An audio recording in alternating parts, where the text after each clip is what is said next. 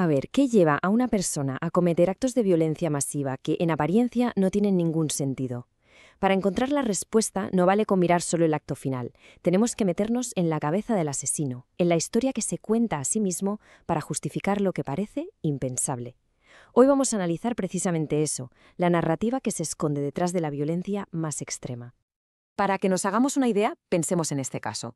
En 2017, la policía detiene a Liu Yongbiao, un escritor chino de prestigio. Su confesión fue inmediata y, la verdad, escalofriante. Llevaba 22 años esperando a que lo atraparan por un cuádruple homicidio que había cometido de joven. Esta frase revela un tormento que convivió con él en silencio durante décadas, detrás de una fachada de éxito. Y es que Liu Yongbiao no era un cualquiera. Era miembro de la Asociación de Escritores de China. Algunas de sus novelas hasta se habían adaptado para la tele.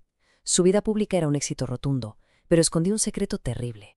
Y lo más inquietante de todo es que justo antes de que lo detuvieran, estaba planeando escribir una novela sobre una asesina cuyos crímenes nunca se resolvían. Estaba, de alguna forma, escribiendo su propia historia. Ahora, cambiamos de tercio. Vamos a otro caso. Gavin Long, un exmarine que, aplicando táctica militar, seleccionó y asesinó a varios policías en Baton Rouge, en Estados Unidos. Ojo, no fue un ataque al azar, para nada. Su objetivo era clarísimo y, en su propia mente distorsionada, tenía una justificación. Y el último ejemplo que vamos a ver es el de Elliot Rodger, un estudiante universitario que, movido por un sentimiento de rechazo social y sexual brutal, desató una masacre en Isla Vista, California. Y no solo eso, antes publicó un manifiesto detallando cada uno de sus supuestos agravios. A ver, tenemos a un novelista, un soldado y un estudiante. A simple vista, ¿qué tienen en común? Pues nada, parecen de mundos totalmente distintos. Sus vidas, sus contextos. Entonces, ¿existe de verdad un hilo psicológico que pueda unir actos tan terribles cometidos por gente tan diferente? La respuesta es sorprendentemente clara. Aquí es donde empezamos a ver el primer concepto clave. Para muchos de estos asesinos, sus acciones no son actos de pura maldad sin sentido, todo lo contrario. Desde su punto de vista, la violencia es una forma de justicia moral, una respuesta que ellos consideran necesaria ante una ofensa que no pueden tolerar. A ver, esta idea viene de la teoría de los profesores Alan Fisk y Tage Ray. Lo que ellos sostienen básicamente es que mucha de la violencia más extrema no nace del caos, sino de un impulso moral que está completamente distorsionado. El asesino se ve a sí mismo como un ejecutor de justicia, no como un villano. En su cabeza están convencidos de que hacen lo correcto. Y esta teoría se apoya en 4 modelos de relaciones sociales que son universales. La jerarquía, donde se espera respeto a la autoridad, la igualdad, que exige un trato justo, la comunidad, basada en la lealtad al grupo, y por último, la proporcionalidad de mercado, que viene a ser que los beneficios deben ser proporcionales al mérito. Pues bien, cuando un asesino siente que uno de estos códigos morales se ha roto de forma irreparable, ahí es donde empieza a construir la justificación para su violencia. Pero claro, la pregunta es, ¿cómo llega alguien a creer que una masacre es una respuesta moralmente justificada?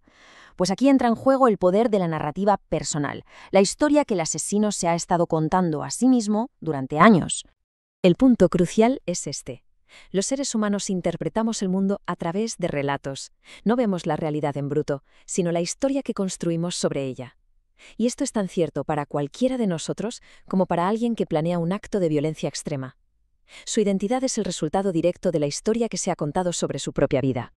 El caso de Elliot Rodger es un ejemplo aterrador, pero perfecto para entender esto. Él construyó una narrativa en la que era una víctima superior, un caballero magnífico al que la sociedad, y sobre todo las mujeres, le negaban injustamente el afecto y el estatus que él creía merecer. Esta frase de su manifiesto lo resume todo. Prefería ser recordado por un acto monstruoso que no ser recordado en absoluto. Esta cita demuestra perfectamente cómo su relato personal no solo explicaba su sufrimiento pasado, sino que dictaba sus acciones futuras.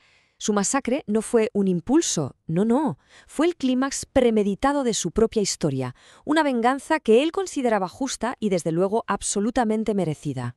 Y es que este proceso narrativo a menudo sigue un patrón bastante predecible.